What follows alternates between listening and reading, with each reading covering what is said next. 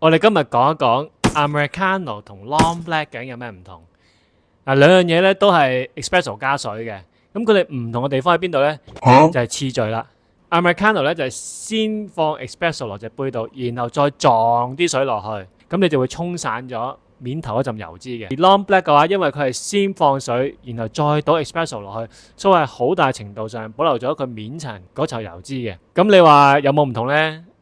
其實技術上嚟講，佢哋係差唔多嘢嚟嘅。如果我攪勻佢嘅話，其實味道係一樣嘅。大家去到 coffee shop 點咖啡嘅時候，無論 menu 上高嘅係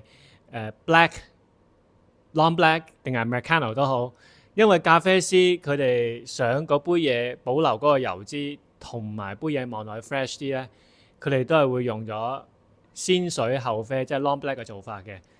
咁當然你亦都可以去 challenge 一下個咖啡師，話我明明要嘅係 Americano，你做咩俾 Long Black 我啊嘛？